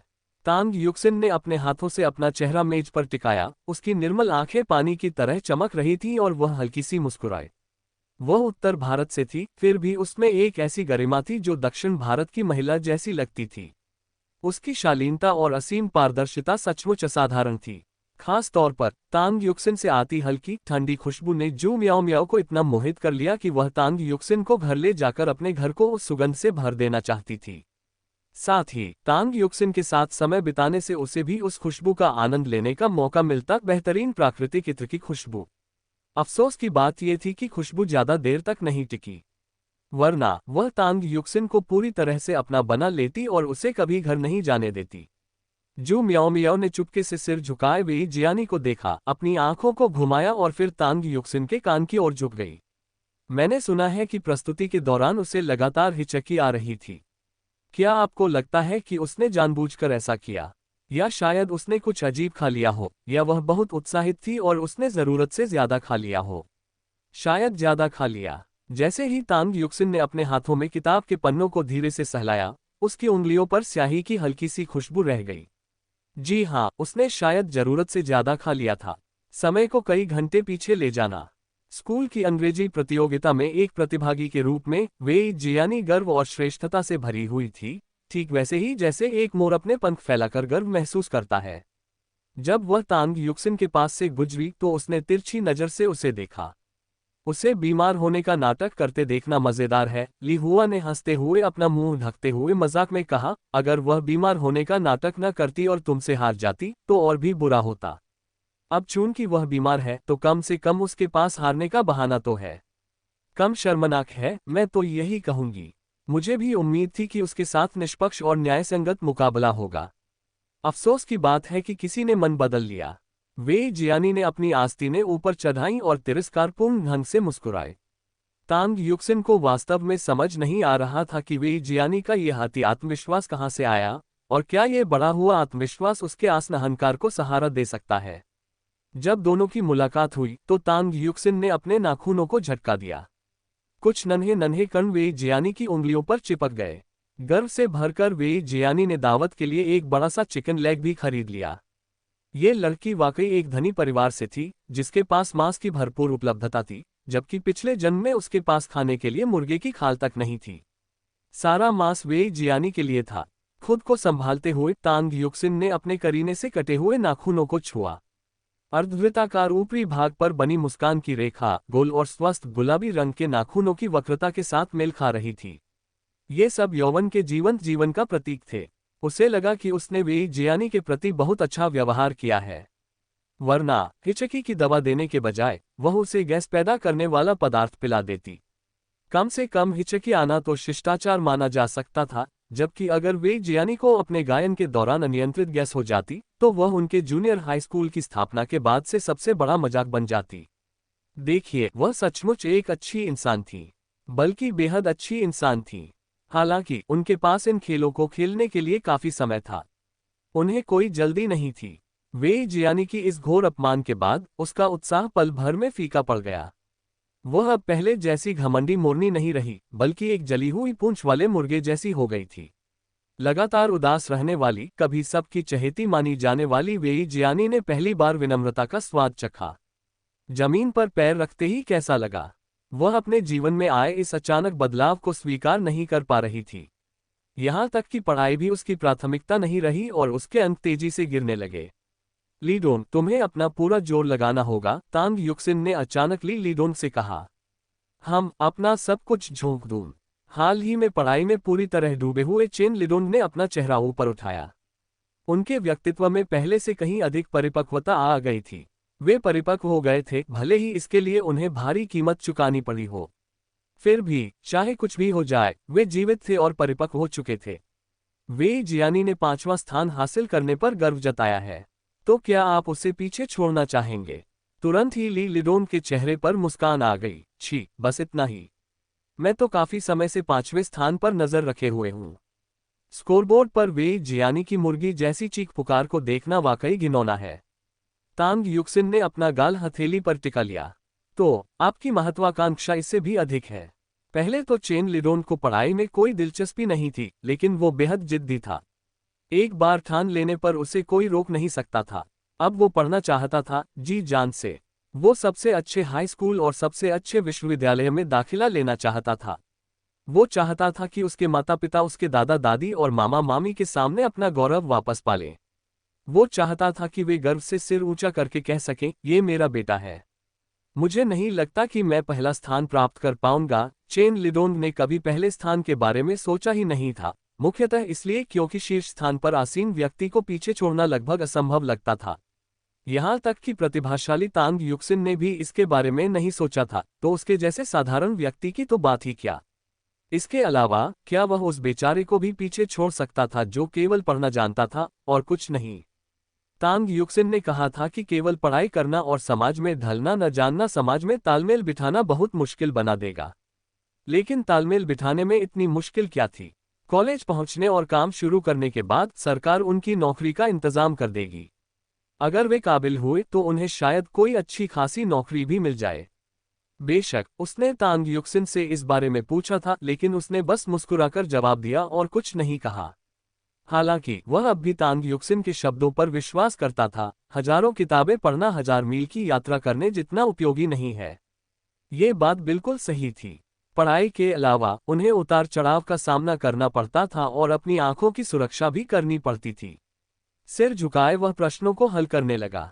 ऐसा लग रहा था मानो हाल ही में उसे समस्याएं हल करने में विशेष रुचि पैदा हो गई हो। हर बार जब वह प्रश्नों का एक सेट पूरा करता तो उसे एक अवर्णनीय उपलब्धि का एहसास होता। वह सोच रहा था कि उसे पहले पढ़ाई इतनी दिलचस्प क्यों नहीं लगी, या शायद वह पहले अपना समय व्यर्थ ही बर्बाद कर रहा था। तांग युक्सिन भी लगन से अपना होमवर्क कर रही थी, तभी अचानक उसकी नज़र चेन लिडोन पर पड़ी, जो अपने काम में मग्न था। किसी कारणवश उसकी नज़र ने पुरानी यादें ताज़ा कर दी। कभी कभी यादें वाकई दर्दनाक हो सकती हैं। सिर हिलाते हुए उसने कलम उठाए और अपना सारा ध्यान अपने सामने रखे होमवर्क पर केंद्रित कर दिया। उस समय सबसे तेज आवाज कागज पर कलमों की सरसराहट की थी। अंग्रेजी प्रतियोगिता के कुछ ही समय बाद मध्यावधि परीक्षा आ गई। ये पूरे स्कूल की परीक्षा थी जो साल में 4 बार आयोजित की जाती थी। ये छात्रों के लिए हमेशा तनावपूर्ण, अप्रिय और कठिन समय होता था। मुझे लगता है मैंने काफी अच्छा प्रदर्शन किया, चेन लिडोन ने चौड़ी मुस्कान के साथ कहा, जिससे उनके वर्दी पहने हुए आश्चर्यजनक रूप से सफेद दांत दिखाई दिए जो कुछ हद तक चकाचौंध कर देने वाले थे। मुझे लगता है मैंने भी ठीक ठाक प्रदर्शन किया। जू मियाओ मियाओ भी अपने प्रदर्शन को लेकर काफी आश्वस्त थी। चेन लिडोन, क्या आपको यकीन है कि आपने अच्छा प्रदर्शन किया? क्यों नहीं? चेन लिडोन ने अपनी आवाज ऊंची की। क्या आपको मेरी क्षमता का अंदाजा नहीं है? क्या आप मुझे फिर से परखना चाहते हैं? मुझे विश्वास नहीं हो रहा कि तुमने अच्छा प्रदर्शन किया। मियाओ मियाओ को सचमुच उस पर विश्वास नहीं हुआ। ठीक है, तो मैं आज रात आपको दिखा दूंगा कि मैंने अच्छा प्रदर्शन किया या नहीं, चेन लिडोंग ने अपने होठों पर एक रहस्यमयी मुस्कान लिए कहा। बगल में बैठी तांग युक्सिन उनकी बातचीत सुनकर पूरी तरह से अचंभित रह गई। क्या ये किसी प्रकार की गुप्त साजिश थी? स्कूल के बाद तांग युक्सिन के घर पर वह खिड़की के पास बैठी थी, हवा उसके बालों को सरसरा रही थी। मैंने तुमसे कहा था ना कि मैंने इसमें टॉप किया, चेन लिडोंग ने मेज पर कागजों का एक ढेर रखते हुए कहा। देखो, मैंने आधे घंटे में सब कुछ खत्म कर दिया। मियाओ मियाओ ने अपने माथे से पसीना पोंछा। मैंने तुमसे कहा था ना कि मैंने बहुत अच्छा किया। चेन लिडोंग की मुस्कान इतनी चौड़ी थी कि उसके सारे दांत साफ दिखाई दे रहे थे। उसका हाव भाव मानो किसी को मुक्का मारने के लिए उकसा रहा था। तांग युक्सिन ने आकाश की ओर देखा और उसे थोड़ी उदासी महसूस हुई। अरे, तुम सीधे स्वर्ग क्यों नहीं चले जाते? क्या आपको नहीं पता कि ऐसे बयानों का गलत अर्थ आसानी से निकाला जा सकता है, खासकर उनके जैसी परिपक्व महिलाओं द्वारा, जिन्होंने जीवन के अनेक पहलुओं को देखा है। उनके लिए बातों को गलत समझना आसान है, या शायद उनके विचार शुद्ध नहीं थे, लेकिन बाकी दोनों तो अभी भी भोले भाले बच्चे थे। उसने अपना चेहरा छुआ। वह सचमुच बूढ़ी हो रही थी। वह युवाओं की सोच के साथ तालमेल नहीं बिठा पा रही थी, या शायद वह उनकी पीढ़ी से बिल्कुल कटी हुई थी। चाहे वह जवान दिखने की कितनी भी कोशिश करे, अंत में वह बूढ़ी ही रह जाती है। जब वह खुद पर तरस खा रही थी, तब दोनों बचपन की दोस्त परीक्षा में अपने प्रदर्शन पर चर्चा कर रही थी। मध्यावधि परीक्षा के परिणाम लगभग 3 दिन बाद जारी किए गए। उस होशियार लड़के ने उम्मीद के मुताबिक पहला स्थान हासिल किया। लगता है कि अब उसे पहले स्थान पर आने से कोई खास खुशी नहीं होती थी, शायद इसलिए कि उसे इसकी आदत हो गई थी। बल्कि चेन लिडोंग को उसके लिए और भी ज्यादा सहानुभूति महसूस हुई। अगर पहले स्थान पर आने से उसकी आंखों में खुशी की चमक न आए तो जिंदगी में क्या मजा। उसके विपरीत, उसने परीक्षा में काफी अच्छा प्रदर्शन किया और कक्षा में 5वां स्थान प्राप्त किया। उसकी रैंक 12वीं से बढ़कर शीर्ष 5 में आ गई। यह उल्लेखनीय उपलब्धि उसे आधे सत्र तक खुश रखने के लिए काफी थी। आखिरकार वह म्याओ म्याओ से आगे निकल गया। अगर वह तांग युक्सिन से पीछे होता तो ठीक था, ऐसी प्रतिभाशाली छात्रा से मुकाबला करना मुश्किल है। लेकिन एक लड़की से हारना उसके लिए अपमानजनक होता। नहीं, रुकिए, वह अभी भी लड़का ही था क्योंकि उसकी उम्र अभी तक वयस्क नहीं हुई थी। हाँ, वह अपने प्रदर्शन से काफी संतुष्ट था क्योंकि उसने 5वां स्थान हासिल किया था। मियाओ मियाओ ने चेन लिडोंग को घूरने से खुद को रोक नहीं पाए। युक्सिन, क्या तुम्हें लगता है कि चेन लिडोंग ने धोखा दिया? वह अचानक इतना अच्छा प्रदर्शन कैसे कर सकता है? वह बहुत बुद्धिमान है, तांग युक्सिन ने सच कहा। अगर उसके पिछले जीवन का अनुभव न होता तो वह चेन लिडोंग से बेहतर प्रदर्शन न कर पाती। मैं भी बेवकूफ नहीं हूँ, मियाओ मियाओ ने पलटकर जवाब दिया। भले ही हम दोनों पढ़ाई में बहुत अच्छे न हों, लेकिन प्राथमिक विद्यालय से ही मेरी रैंक उससे कुछ पायदान ऊपर रही है। पिछले साल वो मुझसे 4 पायदान पीछे था, लेकिन इस साल वो मुझसे आगे है। ये बात समझ में नहीं आती। ये बात समझ में आती है। तांग युक्सिन ने एक कागज पर बॉलपॉइंट पेन से रेखा चित्र बनाते हुए समझाया। लड़कों की संज्ञानात्मक क्षमता आमतौर पर लड़कियों से बेहतर होती है। चेन लिडोंग बेवकूफ नहीं है। वास्तव में वह काफी बुद्धिमान है। सफलता केवल रटने से नहीं मिलती। उसकी अपनी अनूठी अध्ययन तकनीकें हैं। पहले तो मैंने उसे पढ़ाया, लेकिन बाद में उसने अपनी खुद की रणनीतियां अपनानी शुरू कर दी और समय का कुशलतापूर्वक प्रबंधन किया। आपको मानना पड़ेगा, इस मामले में वह आपसे बेहतर है। तांग युक्सिन का इरादा मियाओ मियाओ को बदनाम करने का नहीं था। वास्तव में मियाओ मियाओ ने कक्षा में शीर्ष 10 रैंकों में बने रहकर पहले ही काफी अच्छा प्रदर्शन किया था। यह उसके लिए एक महत्वपूर्ण उपलब्धि थी। चेन लिडोंग की बात करें तो गैस कांड के बाद उन्हें शिक्षा का महत्व और भी स्पष्ट रूप से समझ में आ गया था। खुद को दूसरों से अलग साबित करने का सबसे अच्छा तरीका पढ़ाई में उत्कृष्ट प्रदर्शन करना था। इसीलिए वह अपने दैनिक लक्ष्यों को पूरा करने के लिए पूरी तरह दृढ़ संकल्पित था। उसकी मेहनत रंग लाए। कक्षा में सबसे खराब प्रदर्शन करने वाले छात्रों में से एक होने से लेकर शीर्ष 10 में शामिल होने तक उसने अपने अंकों में काफी सुधार किया था। तांग युक्सिन को सबसे ज्यादा खुशी चेन लिडोंग के 5वें स्थान से नहीं, बल्कि इस बात से हुई कि उसने वेई जियानी को, जो हमेशा 5वें स्थान पर रही थी, नीचे धकेल दिया था। वेई जियानी 6ठे स्थान पर नहीं गिरी थी, वह सीधे 11वें स्थान पर आ गई थी। इतने अच्छे स्कोर के साथ जियानी की आंखें शायद फटी रह जाएंगी, है ना? स्वर्ग से नरक में जाने का अनुभव कुछ इस तरह का था। इस बार वेई जियानी को ऐसा लग रहा होगा जैसे वह भावनाओं के उतार चढ़ाव से गुजर रही हो। जितना ज्यादा वह प्रभावित होती, उतना ही अच्छा होता। अगर इस नाटक की वजह से वह स्कूल छोड़ दे तो और भी बढ़िया होगा। लेकिन वह जानती थी कि यह तो बस उसकी आदर्श दुनिया थी। जिस दुनिया में वे रहते थे वह आदर्श से कोसों दूर थी। वे जियानी स्कूल नहीं छोड़ना चाहती थी। अगर वह स्कूल छोड़ देती तो तांग युक्सिन का पुनर्जन्म नहीं हो पाता। तांग युक्सिन का पुनर्जन्म हो चुका था और भले ही नई बाधाएं सामने आ रही थीं, वे जियानी ने स्कूल नहीं छोड़ा। भले ही वह कक्षा में सबसे कम अंक लाए, वो पढ़ाई जारी रखेगी। इसी बीच सरकारी अर्थव्यवस्था में आए बदलावों के साथ छंटनी नामक एक नई अवधारणा सामने आई। चेन लिडोन के पिता इससे प्रभावित होने वाले पहले लोगों में से थे। पूरा परिवार, जो चेन लिडोन के बढ़ते अंकों से खुश था और उसके हाई स्कूल और विश्वविद्यालय में प्रवेश का इंतजार कर रहा था, अचानक पिता की नौकरी छूटने की खबर से सदमे में आ गया। अब परिवार की आजीविका का सारा भार चेन लिडोन की मां के कंधों पर आ गया। चेन के पिता को समझ नहीं आ रहा कि उन्होंने क्या गलती की। उन्हें अचानक नौकरी से क्यों निकाल दिया गया। कई और लोग भी थे जिनका प्रदर्शन उनके जितना अच्छा नहीं था, फिर भी किसी कारणवश सिर्फ उन्हें ही नौकरी से निकाल दिया गया। अगर तांग युक्सिन उसके मन की बात जान लेती तो शायद वह उसे ठीक ठीक वजह बता पाती। वह अपने काम में तो बहुत अच्छा था, लेकिन दूसरों के मुकाबले उसके सामाजिक कौशल कमजोर थे। इसलिए उसे नौकरी से निकाल दिया जाना कोई आश्चर्य की बात नहीं थी। चेन के पिता निष्क्रिय बैठने वाले व्यक्ति नहीं थे। कुछ समय बाद ही उन्होंने तांग जिनियन के घर का दौरा किया। क्या आप दक्षिण में कोई व्यवसाय शुरू करने जा रहे हैं? जब तांग जिनियन ने चेन के पिता की योजना सुनी तो वह चौंक गया। क्या आप सचमुच जा रहे हैं? हाँ, चेन के पिता ने कड़वी मुस्कान के साथ कहा, मेरी नौकरी चली गई है।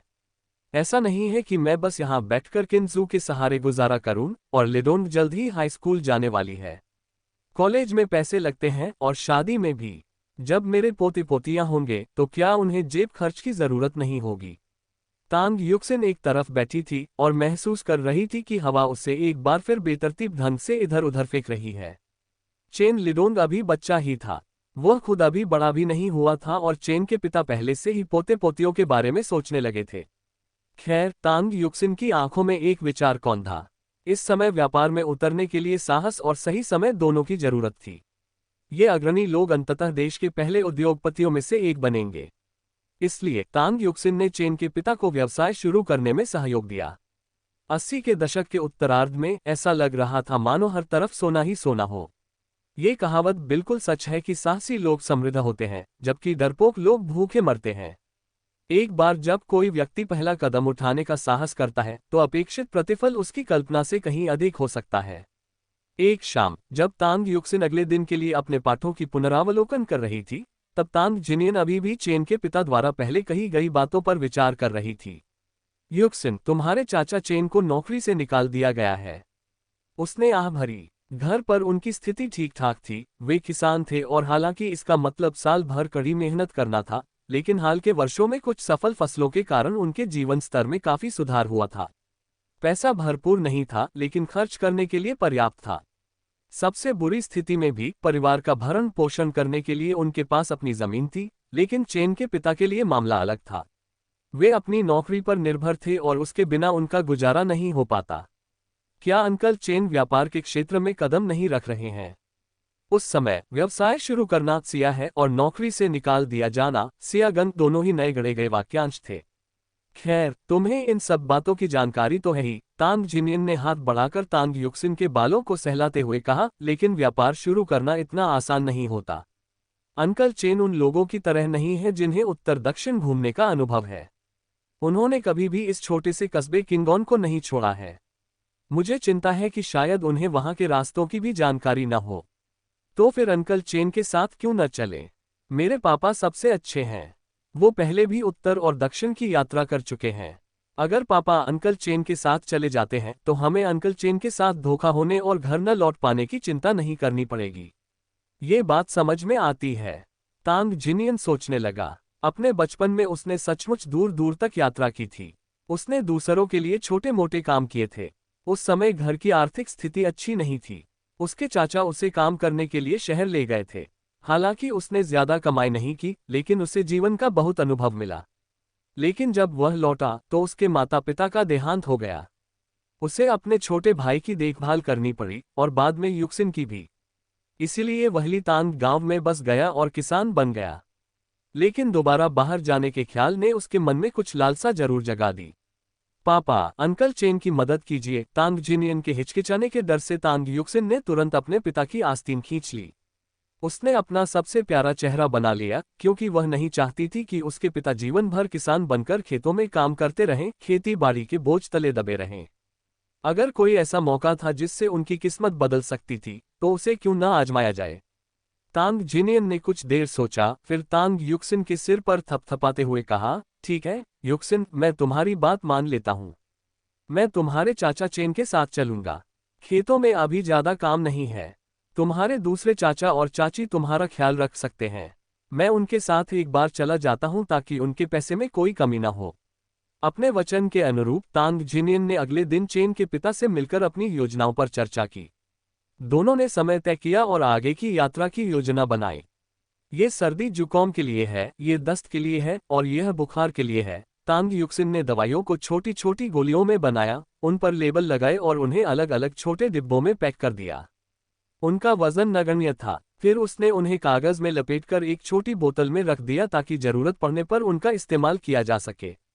अगर आपको यकीन नहीं है पिताजी, तो अंकल चेन से पूछ लीजिए, वो पढ़े लिखे हैं। तांग युक्सिन ने बोतलें तांग जिनियन के बैग में रखते हुए उसे सलाह दी कि वह अपने पैसे अलग रखे। वह एक छोटी गृहिणी की तरह लग रही थी, जिसने हर संभावित स्थिति का अनुमान लगा लिया था।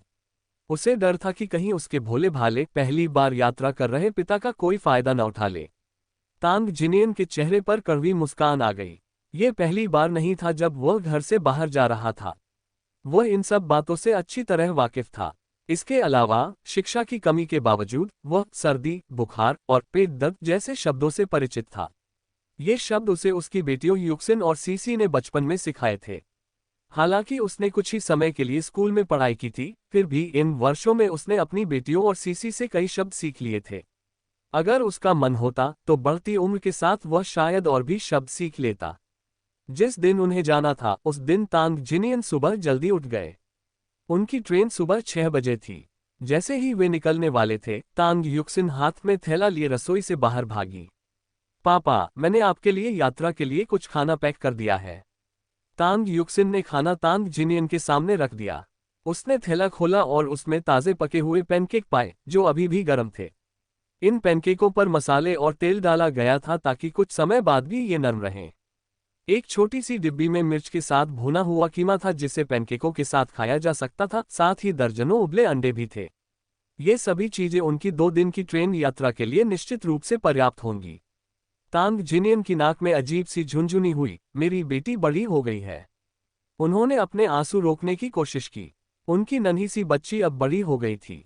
वह एक छोटी बच्ची हुआ करती थी जिसे लगातार उनकी देखभाल की जरूरत होती थी। पलक झपकते ही वह इतनी बड़ी हो गई थी और कितनी समझदार और आज्ञाकारी हो गई थी। मैं चाहे कितनी भी बड़ी हो जाऊं, मैं हमेशा पापा की छोटी बच्ची रहूंगी। तांग युक्सिन ने तांग जिनियन की बाह को गले लगाते हुए कहा, जब तक पापा यहाँ हैं मैं हमेशा आपकी बच्ची रहूंगी। हाँ, जब तक उसके पिता उसके साथ थे तब तक उसे तंग किए जाने पर सहारा देने वाला कोई न कोई तो था ही, उसके लिए रोने वाला कोई तो था ही। उसने फैसला किया कि वह भविष्य में कभी भी अपने पिता को अपने लिए आंसू नहीं बहाने देगी। उद्धरण चिन्ह। चिंता मत करो, तांग जिनियन ने अपनी बेटी के कंधे पर थपथपाते हुए कहा, पापा लंबी उम्र जिएंगे। जब हमारी युक्सिन के बाल सफेद हो जाएंगे तब भी मैं उसे नए साल के पैसे देता रहूंगा। तांग जिनियन को सबसे ज्यादा चिंता अपनी बेटी की थी। उन्हें डर था कि कहीं उससे तंग न किया जाए। अब तक उन्हें किसी पर भी पूरा भरोसा नहीं था, यहाँ तक कि उसकी असली मां संग जिलान पर भी नहीं। पर उसने किया क्या था? उनकी बेटी अभी छोटी है, उसे अपने पिता की जरूरत है। जाहिर है वह अभी मर नहीं सकते। उन्हें जमीन पर और ज्यादा मेहनत करनी होगी, ज्यादा पैसे कमाने होंगे और अपनी बेटी को सबसे अच्छे कॉलेज में भेजना होगा। भले ही वह अपनी बेटी को मां का प्यार न दे पाए, फिर भी वह पूरी कोशिश करेंगे कि उसका जीवन दूसरे बच्चों से कमतर न हो।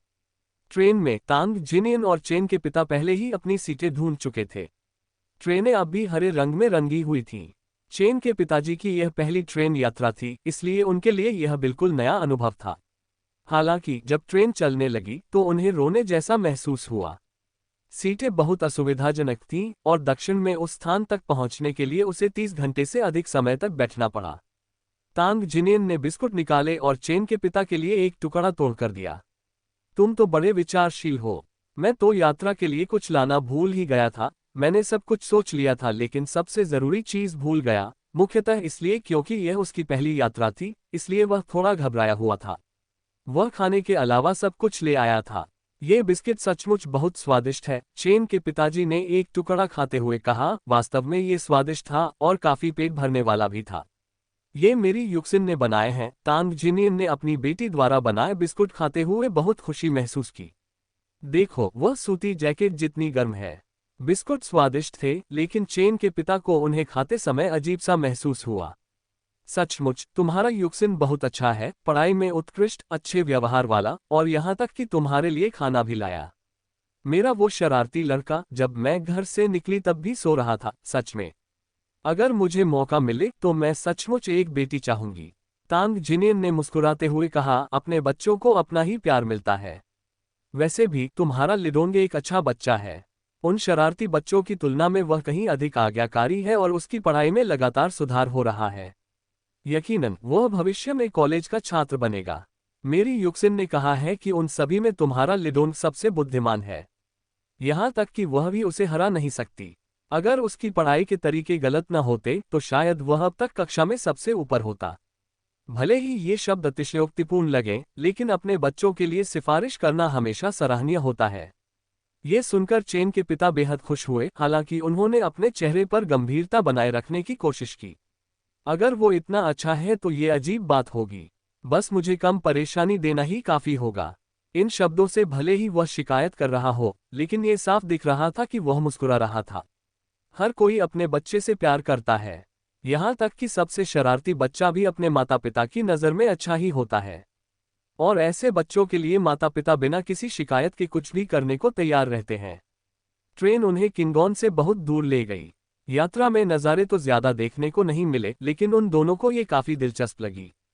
चेन के पिता की यह पहली लंबी यात्रा थी, लेकिन तांग जिनियन कुछ समय से घर से बाहर रह रहे थे। हालांकि उन्हें घर से निकले हुए 20 साल से ज्यादा हो गए थे, इसलिए उन्होंने काफी समय से बाहरी दुनिया नहीं देखी थी। इस यात्रा से उनका अनुभव पिछली यात्रा से बिल्कुल अलग था। लगातार पीछे की ओर जाते हुए नज़ारों ने उन्हें ऐसा महसूस कराया जैसे वे कुएं की तलहटी में बैठे मेढक हों। बाहर की दुनिया कितनी विशाल और कितनी खूबसूरत है। उसे सच में ज्यादा बाहर जाना चाहिए। देश के सारे भव्य दृश्य यहीं मौजूद हैं, फिर भी वह हमेशा अपनी छोटी सी जमीन को ही देखता रहता था। उसे कभी एहसास ही नहीं हुआ कि बाहर की दुनिया कितनी विशाल है, और वह इस भ्रम में जी रहा था कि उसकी दुनियाली तांग गांव जितनी ही छोटी है। ट्रेन चलती रही। दोनों अपने साथ प्याले लाए थे और प्यास लगने पर ट्रेन का पानी पीते थे और भूख लगने पर तांग जिनियन द्वारा लाया गया खाना खाते थे। युक्सिन ने उसके लिए दुगुना खाना तैयार किया था क्योंकि उसे डर था कि उसे भूख लग सकती है, और उसने बिल्कुल सही तैयारी की थी। इन खाद्य पदार्थों के बिना वे भूख से मर सकते थे। ट्रेन लोगों से खचाखच भरी हुई थी और सबके लिए पर्याप्त भोजन नहीं था, यहाँ तक कि ट्रेन में रखे डिब्बाबंद भोजन भी ठंडे थे। जब उन्हें भूख लगती थी तो वे उबले अंडे खाते थे। अंडों को चाय के पानी में कई मसालों के साथ उबाला जाता था, इसलिए इनका नाम 5 स्पाइसी एग्स पड़ा। एक अंडा खाने के बाद उन्हें दूसरा खाने की इच्छा होती थी। उबले अंडे खाने के बाद आमतौर पर होने वाली चिकनाई बिल्कुल नहीं होती थी। वे और भी बहुत कुछ खा सकते थे। वे दोनों ट्रेन में अपना सफर जारी रखते हुए खाते पीते और सोते रहे, और बीच बीच में आसपास के नज़ारों की तारीफ भी करते रहे, जो वैसे तो बहुत मनमोहक नहीं थे। फिर भी ये सभी अनुभव उनके लिए अनमोल थे। इस समय तक दक्षिण में अभी भी बारिश का मौसम होना चाहिए। चेन लिडोंग मेज पर ऊबकर बैठा था और उसने अपनी किताब को एक तरफ रख दिया था। तांग युक्सिन, तुम्हें क्या लगता है मेरे पिताजी और तुम्हारे पिताजी कब वापस आएंगे? जब समय आएगा तो वे स्वाभाविक रूप से वापस आ जाएंगे। युक्सिन भी चिंतित थी, लेकिन उसे लगा कि कोई समस्या नहीं होनी चाहिए। तो फिर कब होगा? चेन लिडोन को अब सोने और खाने में परेशानी हो रही थी। उसके पिताजी पहले कभी घर से बाहर नहीं गए थे और अब उन्हें गए 5 दिन हो गए थे। उसे इसकी आदत नहीं थी। जल्द ही, मुझे लगता है, तांग युक्सिन ने समय का अनुमान लगाते हुए कहा, कम से कम 10 दिन से लेकर आधा महीना, ज्यादा से ज्यादा 1 महीना। वे वापस आ जाएंगे। आखिरकार यह उनकी पहली बार दक्षिण यात्रा है और इसमें समय लगता है। चेन लिडोंग ने आह भरी और फिर उठकर अपनी किताब देखने लगा। थोड़ी देर बाद उसने देखा कि सिसी दरवाजे से झांक रही है। सिसी, चलो, बड़ा भाई तुम्हें खेलने ले जाएगा। चेन लिडोन कभी कभी वाकई अजीब हरकतें करता था। आम दिनों में तो वह सामान्य लगता था, लेकिन जैसे ही वह सिसी को देखता, वह एकदम बेवकूफ बन जाता था। उसने सिसी का छोटा सा हाथ पकड़ रखा था। उसकी माँ को ज्यादा काम करना पड़ता था, उसके पिता चाचा तान के साथ दक्षिण चले गए थे, और वह अकेला रह गया था। उसके पास खाने पीने और सोने के लिए कुछ नहीं था। इसलिए वह मुफ्त में रहने के लिए यहाँ आ गया और सिसी को भी साथ ले आया। तांग युक्सिन ने अपनी कनपटी को रगड़ा। उसे सचमुच लग रहा था कि किशोरावस्था की परेशानियां कुछ ज्यादा ही बोझिल हैं। उसके बगल की दीवार पर एक कैलेंडर टंगा हुआ था, जो पहले ही अगले 5 दिन पर पलट चुका था। वह सोच रही थी कि उसके पिताजी अब कैसे होंगे। अगले दिन जैसे ही तांग युक्सिन घर पहुंची, उसे अपने चाचा से खबर मिली कि उसके पिताजी का फोन आया था। उन्होंने बताया कि वे दक्षिण में पहुंच चुके हैं, उनकी किस्मत अच्छी है और उन्हें एक ऐसा व्यक्ति मिला है जो उनके व्यवसाय में मदद कर सकता है। वे ज्यादा से ज्यादा 7 दिनों में वापस आ जाएंगे। आखिरकार तांग युक्सिन को थोड़ी राहत मिली। 7 दिनों में नहीं, ज्यादा से ज्यादा 7 दिनों में उसके पिता वापस आ जाएंगे। उसे नहीं पता था कि वे क्या सामान लाएंगे, लेकिन वह इसका बेसब्री से इंतजार कर रही थी। उस समय कारोबार खूब चल रहा था। बेचने वाले कम थे, लेकिन खरीदने वाले ज्यादा थे। सोना हर जगह था, बस उसे हासिल करने का तरीका पता होना चाहिए था। लगभग 7 दिनों के बाद 8वें दिन तांग जिनियन आखिरकार लौट आया। वह धूप में तपा हुआ और थोड़ा दुबला लग रहा था, लेकिन उसका मनोबल ऊंचा था और उसकी आंखें पहले से कहीं ज्यादा चमक रही थीं। सबसे महत्वपूर्ण बात यह थी कि वह पहले से कहीं ज्यादा ऊर्जावान प्रतीत हो रहा था। युक्सिन, आओ देखो तुम्हारे पिता तुम्हारे लिए क्या लाए हैं। इस बार जब तांग जिनियन घर लौटा तो जाहिर तौर पर वह सबसे पहले अपनी बेटी को ढूंढने गया। वह तांग युक्सिन के लिए दक्षिण से कई चीजें लाया था जो उनके उत्तरी भाग में अभी तक उपलब्ध नहीं थी। दक्षिण में तो वे चीजें हर जगह मिलती थीं, लेकिन यहाँ वे काफी दुर्लभ थीं। तांग युक्सिन ने जल्दी से अपना स्कूल बैग नीचे रखा और पास जाकर देखा तो उसे जमीन पर एक बड़ा बैग मिला। उसे खोलकर उसने देखा तो उसमें हेयर क्लिप, हेयर बैंड और ज्यादातर कैसेट टेप थे। क्या पापा कैसेट टेप बेचेंगे? तांग युक्सिन ने तांग जिनियन से पूछा। उस दौर में कैसेट टेपों की बहुत मांग थी। कभी कभी तो वे अपने इलाके में भी नहीं मिलते थे। उदाहरण के लिए लिटिल टाइगर टीम, मेई यानाफांग और डेंग लिजुन जैसे बैंड स्कूलों में बहुत लोकप्रिय थे। किस छोटे लड़के या लड़की का सपना नहीं होता कि वो किसी को अपना आदर्श बनाए? बेशक उसका भी सपना था। हालांकि वो थोड़ी बड़ी हो गई थी, फिर भी कुछ लोग उन्हें उनके व्यक्तित्व के कारण पसंद करते थे, कुछ उनकी खूबसूरती के कारण और कुछ को बस उनके गाने पसंद थे। जी हाँ, तांग जिनियन ने सिर हिलाते हुए कहा, पहले तो मैं आपके चाचा चेन के साथ गया था, लेकिन मुझे पता चला कि ये टेप महंगे नहीं हैं। थोक में इनकी कीमत 2.5 युआन थी। उनके यहाँ ये 5 युआन में बिकते हैं, लेकिन किंगॉन में इनकी कीमत 6.5 युआन है। अगर वे इन्हें थोड़ा सस्ता यानी 6 युआन में बेचते तो उन्हें हर टेप पर 3.5 युआन का मुनाफा होता। उनके पास 300 से ज्यादा टेप थे, इसलिए अगर सभी बिक जाते तो उन्हें 1000 युआन से ज्यादा का मुनाफा होता। यह 1 साल की खेती से कहीं ज्यादा था और उन्हें ज्यादा मेहनत भी नहीं करनी पड़ी, उन्हें बस कीमत के अंतर से मुनाफा कमाना था। तांग युक्सिन को सचमुच लगता था कि उसके पिता का व्यापारिक दिमाग बहुत तेज था। वाकई कैसेट टेप का कारोबार अब बेहद लाभदायक हो गया था। किंगॉन में नए चलन अपनाने में अपेक्षाकृत अधिक समय लगता था, इसलिए दक्षिण में जो चीजें लोकप्रिय होती थीं, वे आमतौर पर किंगॉन में 1 या 2 साल बाद ही लोकप्रिय होती थीं। और वाकई अब कैसेट टेप काफी मूल्यवान हो गए थे। क्या पिताजी शहर के विश्वविद्यालय के बाहर एक स्टॉल लगाने की योजना बना रहे हैं? तांग युक्सिन ने एक कैसेट टेप लिया और अनायास ही पूछ लिया। उसके सवाल ने तांग जिनियन को याद दिला दिया। जी हाँ, विश्वविद्यालय का प्रवेश द्वार युवा ही मुख्य ग्राहक थे। वह शुरू में इस बात को लेकर चिंतित था कि इन टैपों को बेचने के लिए सबसे अच्छी जगह कौन सी होगी। हालांकि उसे पता था कि ये खूब बिकेंगे, लेकिन जगह ही एक बड़ी समस्या थी और विश्वविद्यालय का प्रवेश द्वार इसके लिए एकदम सही जगह थी। वहां विश्वविद्यालय के छात्र थे, एक ही स्कूल से हजारों छात्र थे और यह एक मुख्य सड़क भी थी जहां प्रतिदिन बहुत से लोग आते जाते थे।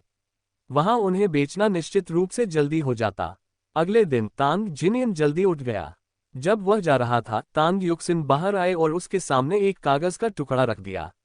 ये शब्दों से भरा हुआ था और सभी शब्द कार्टून जैसे फॉन्ट में थे। नवीनतम कैसेट, प्रत्येक 7 युआन, 5 खरीदे 1 मुफ्त पाएं, 10 खरीदे 2 मुफ्त पाएं। तांग जिनियन को समझ नहीं आ रहा था कि वे इस तरह क्यों बेच रहे हैं। उन्होंने तो हर टेप को 6 युआन में बेचने की योजना बनाई थी। यकीनन इस कीमत पर तो अच्छी बिक्री होगी। इस तरह उन्हें हर टेप पर 4 युआन का मुनाफा होगा और 3 से 400 टेप बेचने पर उन्हें 1000 युआन का मुनाफा होगा। पिताजी, पहले आप इसे आजमा कर देखिए, अगर ये नहीं बिकते हैं तो कीमत घटाकर 6 युआन कर दीजिए। तांग युक्सिन ने तांग जिनियन को टेप बेचने के लिए दरवाजे से बाहर धकेल दिया। वह खुद भी जाना चाहती थी, लेकिन उसे लगा कि उसके पिता, जो हमेशा उसके प्रति दयालु रहे हैं, अगर वह गई तो उसे जरूर डांटेंगे। उसके पिता उससे बहुत लाड़ प्यार करते थे। वह उसकी हर इच्छा पूरी कर देते थे। उसे वेई तियान और वेई जियानी की याद आई, और कैसे उसके पिता उसकी हर इच्छा पूरी कर देते थे, चाहे इसके लिए कितना भी पैसा खर्च करना पड़े, जैसे कि पियानो की शिक्षा पर। हालांकि वेई तियान एक पाखंडी व्यक्ति था और वेई परिवार अक्सर षड्यंत्रकारी और निर्लज था, फिर भी यह इनकार नहीं किया जा सकता कि वह एक योग्य पिता था। कम से कम अपनी बेटी के लिए वह वास्तव में पिता कहलाने का हकदार था। शायद दुनिया भर के सभी पिताओं के लिए यही स्थिति हो। जहां तक माताओं की बात है, वह नहीं जानती थी। उसने कभी मां का प्यार महसूस नहीं किया था। सामान से भरा थैला लिए तांग जिनियन अपनी तिपहिया साइकिल पर सवार होकर चला गया। उसमें केवल कुछ 100 कैसेट टेप थे, लेकिन वह उन्हें दक्षिण से इतनी दूर तक लेकर आया था।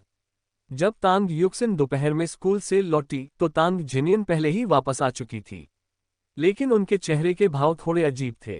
तांग युक्सिन हैरान थी। उसके पिता को क्या हुआ? क्या ऐसा हो सकता है कि उन्होंने एक भी टेप न बेचा हो?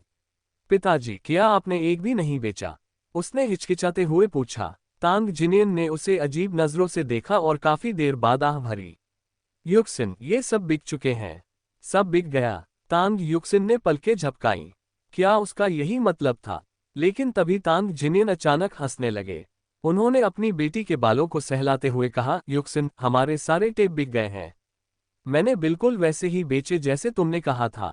उन छात्रों ने मुट्ठी भर भर कर एक बार में 5-10 टेप लिए। 2 घंटे से भी कम समय में सारे बिक गए। लागत घटाने के बाद हमें लगभग 1000 युआन का मुनाफा हुआ। ये तो खेती से होने वाली हमारी 6 महीने की कमाई है।